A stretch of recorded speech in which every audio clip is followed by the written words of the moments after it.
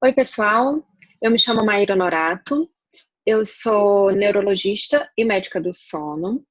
Gostaria de agradecer o convite para participar desse simpósio de neurologia com a temática tão importante que é o sono. E hoje eu vou falar para vocês sobre sono e imunidade.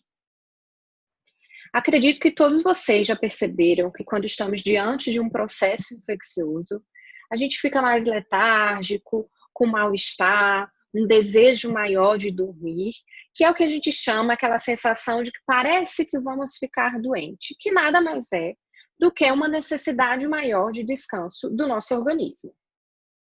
Então, o sono, ele é perceptivelmente diferente quando nós estamos doentes e, por outro lado, quando nós temos um sono insuficiente, isso pode predispor a infecções. Então, a primeira grande mensagem que eu gostaria de deixar aqui para vocês é essa relação recíproca entre sono e o sistema imunológico ou a nossa defesa corporal. O sono nada mais é do que um estado comportamental complexo em que eu tenho mudança temporária da minha mobilidade, do movimento corporal e da consciência. A gente pode chamar o sono de um estado em que eu tenho uma não responsividade parcial ao ambiente. O sono é dividido em sono não REM e sono REM. Eles recebem esse nome devido aos movimentos oculares que ocorrem no sono REM. É um nome que deriva do inglês Rapid Eye Movements. Então, são movimentos oculares que a gente encontra nesse estágio de sono. Nesse estágio de sono, ele está associado também com o cérebro muito ativo, então eu tenho muitos sonos e uma atonia muscular.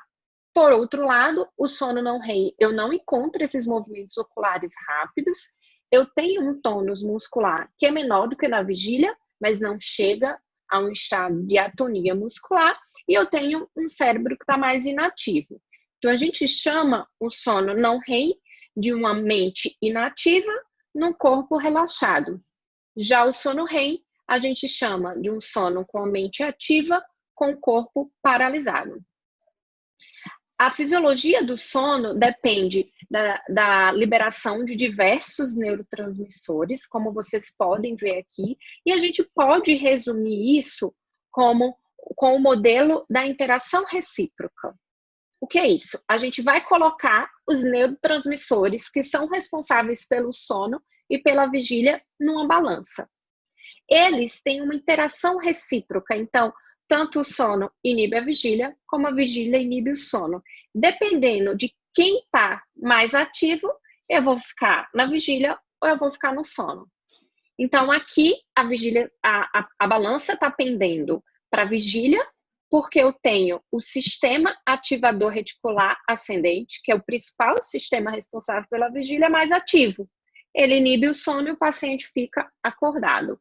Por outro lado, se eu tenho o sistema do sono mais ativo, aqui representado pelo principal neurotransmissor inibitório, que é o GABA, o paciente entra no sono não REM. Isso também é verdade entre o sono não REM e o sono REM. Então, a gente tem alguns neurotransmissores que favorecem o sono REM. A gente chama esses neurotransmissores de REM-ON. E a gente tem os neurotransmissores que inibem o sono REM, a gente chama de REM-OFF. Então, quando eu tenho os neurotransmissores que ativam o sono REM mais atuantes, o paciente entra no sono REM, como a gente está mostrando nessa figura. Bom, mas antes de falar para vocês da relação de sono e imunidade, a gente precisa falar um pouco do sistema imunológico. Então, a resposta de fase aguda nada mais é do que a primeira resposta do nosso organismo à infecção. Então, a resposta rápida após a infecção. Ela cursa com a liberação de diversas proteínas de fase aguda, dentre elas a mais conhecida é a proteína C reativa, e com alterações fisiológicas, como febre, aumento da permeabilidade vascular e alterações patológicas e metabólicas. É aqui onde entram as alterações no sono. Então, a resposta de fase aguda é uma resposta da imunidade inata, que ocorre após qualquer processo inflamatório, seja ele uma infecção, um trauma ou uma cirurgia. Ele se desenvolve dentro de horas E é essa resposta que é responsável pelaquela nossa sensação de estar doente. A resposta de fase aguda serve para alertar o nosso organismo de que existe um patógeno e o nosso organismo vai mobilizar respostas protetoras sistêmicas que vão isolar e destruir aqueles patógenos invasores. Então, essa resposta inflamatória sistêmica que ocorre, ela ativa todo o nosso organismo, o cérebro, o fígado, a medula óssea. Isso vai me gerar respostas fisiológicas, como a gente já falou, a febre, a perda do apetite, o excesso de sono, e respostas bioquímicas, que são as proteínas de fase aguda, que também são chamadas de citocinas, mobilização de leucócitos e de células natural killer, aumento da secreção de diversos hormônios, dentre eles o hormônio do estresse, que é o cortisol.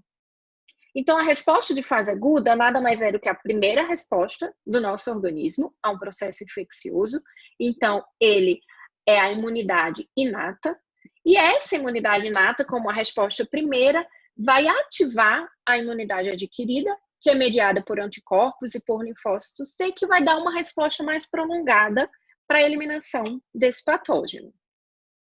A resposta de fase aguda consiste na liberação, como eu já falei, de diversas citocinas ou de proteínas de fase aguda. Algumas são consideradas citocinas pró-inflamatórias, dentre elas interleucina 1 beta, fator de necrose tumoral alfa, interleucina 6, e são essas citocinas que são responsáveis pela regulação e pela modulação do sono que ocorre durante a infecção. Além delas, interferon alfa, interferon beta, interleucina 4, interleucina 10, todas elas participam da resposta de fase aguda e também modulam o sono. De uma maneira geral, durante a fase inicial da nossa resposta à infecção, a liberação dessas citocinas inflamatórias, elas vão levar a um aumento do sono não REM e uma redução ou supressão do sono REM. Então, que alterações no sono a gente espera encontrar diante de processos infecciosos? Falando das infecções virais, a gente vai utilizar como exemplo o vírus da influenza, porque é um vírus que se localiza predominantemente no trato respiratório e não invade comumente o sistema nervoso central. Durante a infecção pelo vírus da influenza, nós temos aumento do sono não REM e supressão do sono REM. Isso é mediado por citocinas, que modulam as alterações do sono, principalmente os intérferons, além de outras substâncias, como o óxido nítrico e o hormônio liberador do GH, que é o hormônio do crescimento. Já na infecção bacteriana, a gente costuma dividir as alterações no sono em duas fases. Uma fase inicial, que é mais rápida, que leva tanto ao aumento da duração como da intensidade do sono não REM, e uma fase mais prolongada, que é mais duradoura, que vai, por outro lado, levar à redução desse sono não REM. O tempo que a gente passa em cada fase depende do tipo de bactéria, da espécie de bactéria e da gravidade da infecção. E em ambas as fases eu tenho, mais uma vez, a supressão do sono REM. Um ótimo exemplo para a gente falar da relação das alterações no sono induzida por infecções são as bactérias intestinais e o nosso sono. Então, o nosso lúmen intestinal, o nosso intestino, ele contém, em condições normais, grande quantidade de espécies de bactérias diferentes que saem de dentro do intestino para o nosso sistema linfático. Quando eu estou diante de um estado de privação de sono ou durante uma infecção, isso vai alterar a minha permeabilidade intestinal e vai aumentar a liberação de produtos bacterianos para o sistema linfático. Lá dentro do linfonodo, os macrófagos vão fagocitar e digerir aqueles produtos bacterianos. Isso vai liberar moléculas que vão interferir no meu sono. Ou seja, diante de um estado de infecção sistêmica ou de uma privação de sono, eu tenho esse sistema que já ocorre normalmente, porém amplificado. Isso pode ser comprovado naqueles pacientes em que eu tenho redução da população bacteriana, também estando associado à redução do sono. E quais são os efeitos da perda de sono na função imune? Vamos olhar agora pelo outro lado.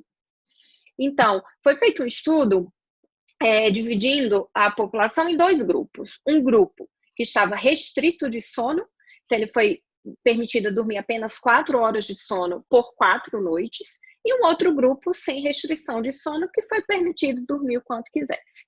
Ambos os grupos receberam a vacina para a gripe. Aquele grupo com a restrição de sono ainda ficou 2 dias após a vacina dormindo apenas 4 horas, e depois foram permitidos dormir 12 horas por 7 noites. E o que a gente encontrou? Que no grupo com restrição de sono, 10 dias após a vacinação, ele teve uma produção de menos de metade dos títulos de anticorpos, quando comparado com o grupo que não estava restrito de sono. Isso também foi visto em testes para vacina da hepatite A, em que os títulos de anticorpos naqueles indivíduos privados de sono por 4 semanas estavam reduzidos em até 50%. E isso também foi visto que o efeito de uma única noite de perda total de sono pode reduzir as células T helper e os anticorpos antígenos específicos por até 1 ano. Então, que conclusão que a gente consegue tirar disso? Que a privação de sono prejudica a nossa resposta imune adquirida, ou seja, indivíduos que dormem menos de 7 horas por noite são mais suscetíveis a infecções, principalmente resfriados. E isso ocorre porque a privação de sono, dentre outros motivos, altera a liberação de diversos hormônios corporais. E esses hormônios vão afetar a função imune. Um exemplo disso é o que eu já falei das bactérias intestinais, mas um outro exemplo é que a privação de sono ela está associada a um estresse emocional e o aumento da produção do hormônio do estresse, que é o cortisol. O cortisol, por sua vez, tem um feedback negativo na produção daquelas citocinas e, por isso, vai levar a uma queda da função imune. Então, durante a privação de sono, eu tenho alterações nos parâmetros associados com inflamação. Então, a gente fala que a privação de sono simula um corpo com inflamação sistêmica. Então, o paciente privado de sono é um paciente cronicamente inflamado. Ele tem alteração das citocinas pró-inflamatórias, como interferon, interleucina-1, TNF-alfa, e isso foi visto que condições que cursam com sonolência cursam com aumento dos níveis plasmáticos dessas citocinas, principalmente TNF-alfa, como exemplo da apneia do sono, da insônia crônica e da síndrome da fadiga crônica. Então, 48 horas de privação de sono pode levar à redução na síntese de linfócitos, 72 horas de privação de sono pode levar à redução da fagocitose, 64 horas de privação de sono pode diminuir os níveis de CD4, CD16, 56 e 57. E a privação de sono também está associada a uma redução da atividade das células natural killer. Mas por que isso acontece? Quais são os mecanismos associados entre o sono e a imunidade? Esse gráfico representa a associação entre sono e imunidade, mas eu não quero ninguém perdendo os cabelos, se descabelando por conta disso. A gente já falou disso, existe uma forma mais simples da gente explicar essa associação. Então, o sono e o sistema imune, eles compartilham os mesmos mecanismos regulatórios. Então, mecanismos moleculares que são responsáveis pela alteração no sono durante um processo infeccioso, nada mais são do que a amplificação de uma cascata bioquímica que ocorre normalmente na regulação fisiológica do sono. Então, a interleucina-1 e o TNF-alfa, que a gente tanto falou que ocorrem durante a resposta de fase aguda, elas também são responsáveis por regular o sono. Então, a interleucina-1 e o TNF-alfa, eles têm um efeito direto nos substratos neuronais que regulam o sono. A interleucina-1 aumenta a atividade serotoninérgica, o fator de necrose tumoral age em mecanismos adrenérgicos e noradrenérgicos, que são regulados pelo ciclo sono-vigília. Então, a gente tem níveis mais elevados desses neurotransmissores nos períodos máximos de sono.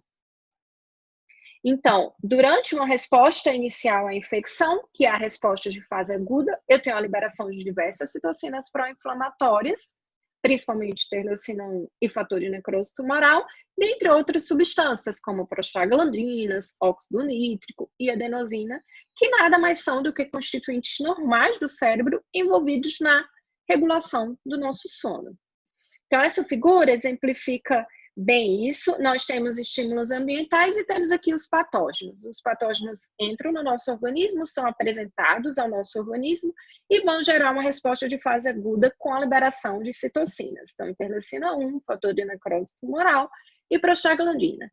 Essas substâncias vão agir no sono. Então, inicialmente, a primeira coisa que a gente tem é aumento do sono não REM, à medida que a infecção vai progredindo, vai se tornando mais importante, eu aumento ainda mais o meu sono não REM, e isso ocorre para tentar proteger o nosso sistema imune. Então, o nosso organismo vai, como mecanismo de defesa, aumentar o nosso sono para tentar fazer com que o nosso sistema imune consiga agir mais firmemente contra aquela infecção. E sempre, como eu já falei, eu tenho a supressão do sono REM.